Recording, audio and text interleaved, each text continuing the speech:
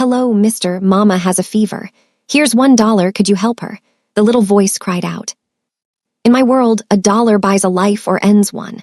But as the rain soaked through my Italian wool suit, a tiny, trembling hand held out a single, crumpled bill. "Mister," the girl whispered, her braids dripping with water, "Mama's skin is like a stove. Is $1 enough to make the fire go away?" I am Lee Tan, the man the city fears, and in that moment, for the first time in 20 years, I had no idea what to say. The rain in District 8 didn't wash things clean. It just turned the soot into a gray slurry that clung to the tires of Lee Tan's obsidian black sedan. Inside the car, the air smelled of expensive leather and old cedar wood. Lee Tan watched the rhythmic flick of the windshield wipers. To anyone else, the park across the street was a desolate patch of rusted swings. To him, it was a tactical vantage point. "The shipment is delayed, sir," his associate, Kenji, muttered from the front seat. "The locals are getting restless about the new development. They think we're here to evict them." Lee Tan didn't answer. He was watching a small flash of pink in the rearview mirror. A young girl, no older than 7, was sprinting through the downpour. Her hair, tied in intricate braids with pink beads that clacked together like rain on a tin roof, was soaked. She didn't look like she was playing. She looked like she was hunting for someone. "Sir, we should move. Security protocol," the man in the passenger seat warned. "Wait," Lee Tan said. His voice was a low vibration. The girl stopped right at his door. She didn't knock. She stood there, shivering, her eyes wide, staring at the tinted glass. Lee Tan lowered the window. "You're the man who owns the big buildings," she said. "I am. You should be inside, little one," Lee Tan replied. "I don't matter," she whispered. She pulled out a damp, crumpled piece of paper. It was a $1 bill. "Mister, Mama has a fever. It won't go away. The man at the store said medicine costs money. Is this enough?" Lee Tan looked at the bill. He looked at the girl, Jennifer. He saw the desperation in her eyes. $1, Lee Tan asked softly. "It's all I have," she said. "Please, I don't want her to go to the sky yet." "What is your mother's name?" Lee Tan asked. "Rashiel," Jennifer whispered. "We live in the building with the broken red sign." "Go back to her, Jennifer," Lee Tan said. "Tell her a friend is sending a cool breeze." "Is the $1 enough?" she asked. "It's more than enough," Lee Tan lied. "It's the most valuable currency I've handled all year." As the window rolled up, Lee Tan felt the weight of that single $1 against his chest. "Kenji," he said, "find the best doctor in the city. Tell them they are making a house call to the building with the broken red sign. Now." The building with the broken red sign was a monument to neglect. Lee Tan didn't send his men. He went himself, trailed only by a doctor he had summoned under heavy pressure. They climbed the stairs to apartment 4B. The door was slightly ajar. Inside, the apartment was small but clean. In the bedroom, the air was thick with the heat of a body fighting itself. Rashiel lay on a bed, her skin slick with sweat. She was a woman of striking beauty, even through the gray pallor of her illness. Jennifer was sitting on a stool by the bed, pressing a wet washcloth to her mother's forehead. She looked up as Lee Tan entered. "You came," she breathed. "I brought the medicine," Lee Tan said. He gestured to the doctor. "Move, do your job." Lee Tan stood in the corner. He felt out of place. He was a man of shadows, and this room was full of desperate love. He watched the doctor work. "Severe pneumonia," the doctor whispered to Lee Tan. "She needs a hospital, Mr. Tan, tonight." "No hospitals," Lee Tan said. "My enemies are looking for any link to this neighborhood. You will bring the equipment here. Set up a private ward. Use the $1 I gave you for supplies." Jennifer walked over to Lee Tan and grabbed the hem of his black suit jacket.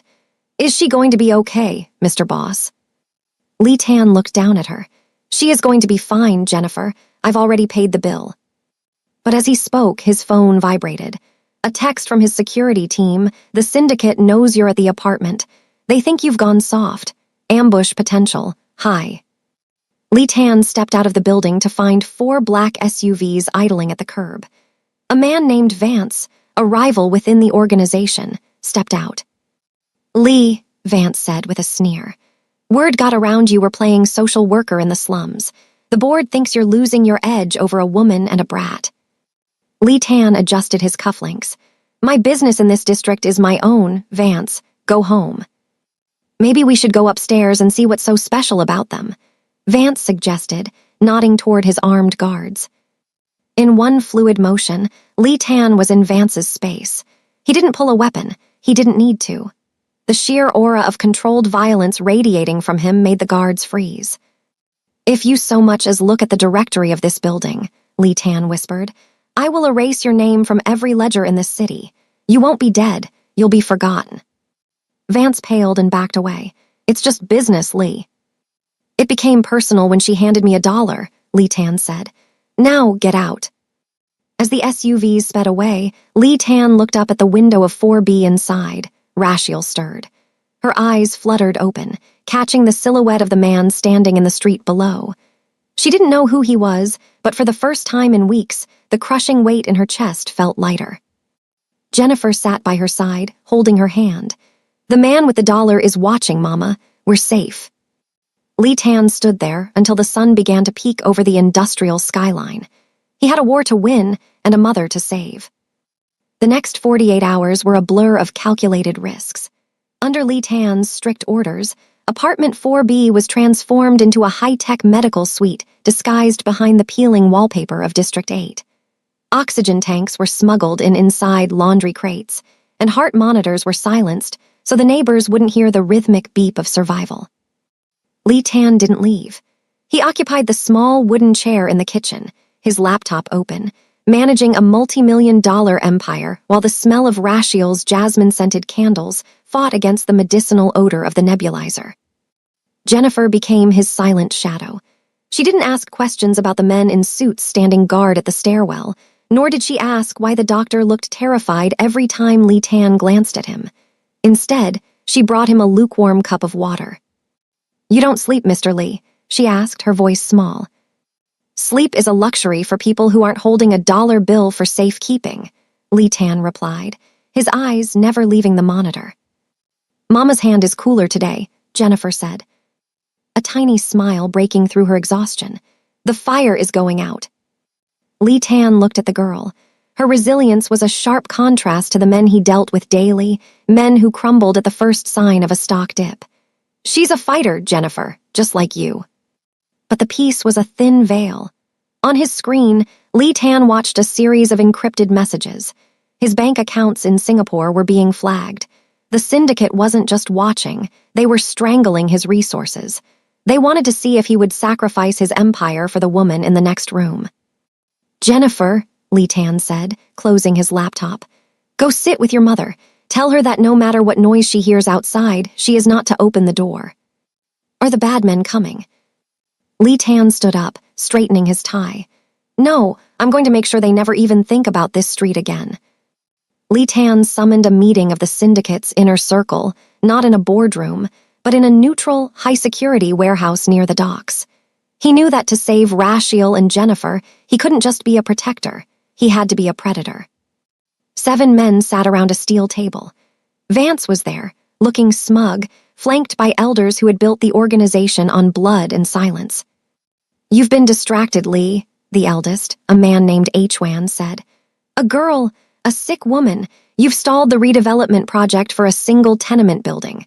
The losses are projected at $12 million. Lee Tan tossed the crumpled $1 bill onto the center of the steel table. The men stared at it as if it were a bomb. That $1, Lee Tan began, his voice dangerously calm, is the only honest contract I've signed in 10 years. The redevelopment project isn't stalled because I'm soft. It's stalled because the developers were skimming from your shares. I spent my time in that slum tracing their paper trail. He threw a thick folder onto the table. It was a lie, mostly. He had spent his time caring for Rashiel, but he had used his sleepless nights to dig up dirt on everyone in the room as a fail-safe. Vance here was going to let them take 30% of your retirement fund, Lee Tan continued, eyes locking onto Vance, who began to sweat. I'm not protecting a building. I'm protecting the district because if the city sees us as heartless evictors, the federal task force moves in. I'm keeping you out of prison. You should be thanking that girl. The room went cold. Lee Tan had flipped the narrative. He wasn't a man moved by pity. He was a man moved by strategy. And if anyone goes near that building, Lee Tan added, leaning forward, they aren't just crossing me. They're destroying the only shield you have left against the law. While Lee Tan played his deadly game of chess at the docks, the fire finally broke in apartment 4B. Rashiel opened her eyes, and for the first time in a week, the world wasn't a swirling fog of heat and pain. She saw the pale morning light filtering through the window. She felt the soft pressure of Jennifer's head resting on her hip, the girl having fallen asleep in the middle of a prayer. But she also saw the equipment, the IV drip in her arm, the expensive monitor, and then she saw the man standing in the doorway. He wasn't a doctor. He was dressed in a suit that cost more than her apartment building.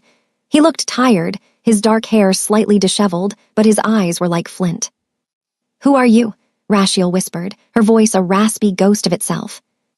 Lee Tan stepped into the room. He didn't approach the bed, he kept a respectful distance. "A friend of Jennifer's, she hired me." Rashiel looked down at her sleeping daughter, then back at Lee Tan. She saw the way he watched over them, not like a guard, but like a man standing over a treasure he didn't quite understand. "She hired you?" Rashiel asked, confused. Lee Tan reached into his pocket and produced the dollar bill, now smoothed out but still worn. "She paid in advance. She said you had a fever." Rashiel's breath hitched. She knew how little they had. She knew what it meant for Jennifer to seek out a stranger. She looked at Lee Tan's face, the hardness of his jaw, the depth of his gaze, and she didn't see a mafia boss. She saw the man who had stood in the rain so her daughter wouldn't have to.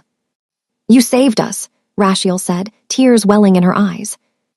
"No," Lee Tan said, looking at the dollar bill one last time before placing it on the nightstand. "Your daughter saved me. I was just the muscle."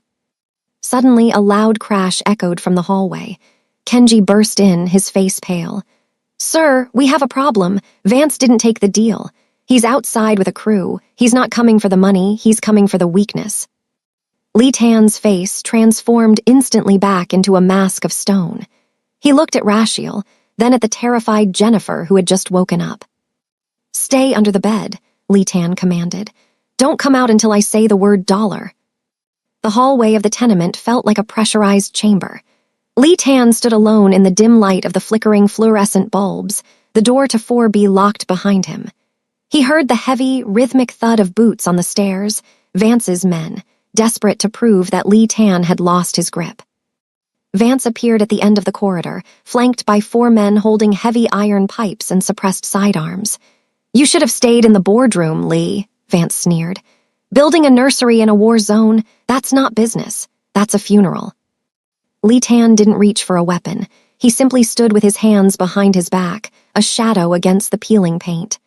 "I told you, Vance, this isn't about business anymore. This is about the $1 contract, and I never break a contract." As the men rushed forward, Lee Tan moved with the terrifying precision of a man who had spent his youth in the pits of underground rings. He didn't use lethal force.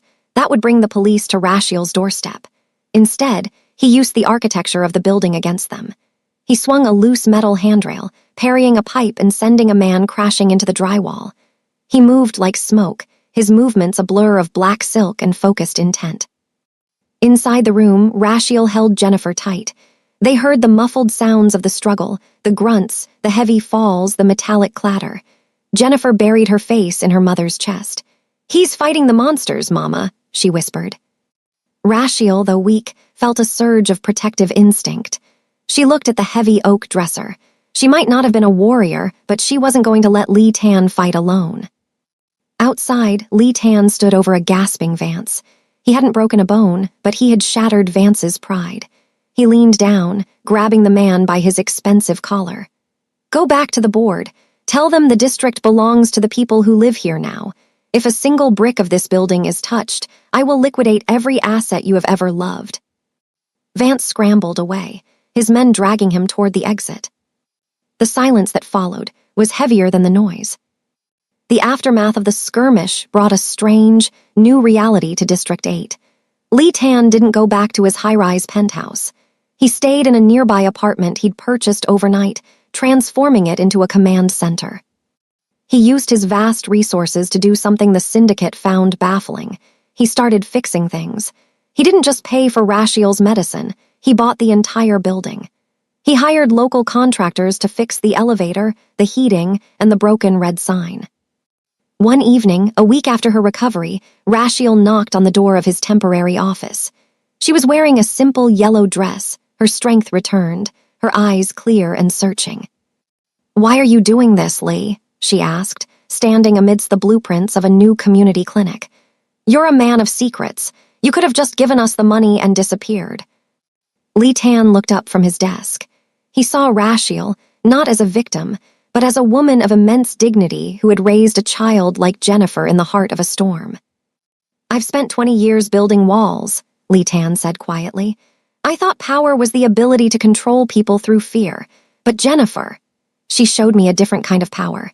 She walked up to the most dangerous man in the city and offered him $1 because she believed in the goodness of a stranger." He stood up and walked toward her. "I'm not a good man, Rashiel, but for the first time, I want to be the man she thinks I am."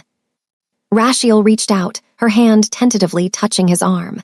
The gap between their worlds, the Korean underworld and the African-American community of District 8, seemed to shrink in the warmth of that small room. "You don't have to be a good man for the whole world," she whispered. "You just have to be here." 2 years later, the broken red sign building was gone, replaced by the Zuri Rashiel Community Center. It was a beacon of light in District 8, providing free healthcare and after-school programs. Lee Tan was no longer the ghost boss. He had stepped down from the syndicate, using his exit as a leverage to transition the organization into legitimate logistics and real estate. He was now a man of the sun, though the shadow of his past ensured that no one dared trouble his new territory. On a bright Saturday afternoon, the playground was full of children. Jennifer, now 9, was leading a group of kids in a game of tag, her braids flying behind her, decorated with new beads, green and gold. Rashiel stood by the entrance, watching the scene with a smile. She felt a hand on her waist. Lee Tan stood beside her, dressed not in a suit, but in a simple dark sweater. He looked younger, the hard lines of his face softened by peace. "The doctor says the clinic is at full capacity," Rashiel said, leaning into him. "We're going to need more space."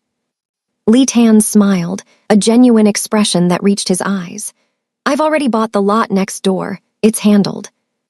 Jennifer ran up to them, breathless and grinning. She reached into her pocket and pulled out a small, shiny coin. "Look, I found this under the slide. Can I buy Mama an ice cream?" Lee Tan knelt down, taking the coin and looking at it with the same reverence he had once shown the crumpled dollar. He looked at Rashiel, then back at the girl who had changed the trajectory of his soul. "I think we can do better than that," Lee Tan said, picking Jennifer up and setting her on his shoulder. "I think we should celebrate, together." As the three of them walked toward the ice cream truck, the sun setting over a transformed District 8, the story didn't end with a battle or a bank account. It ended with a family,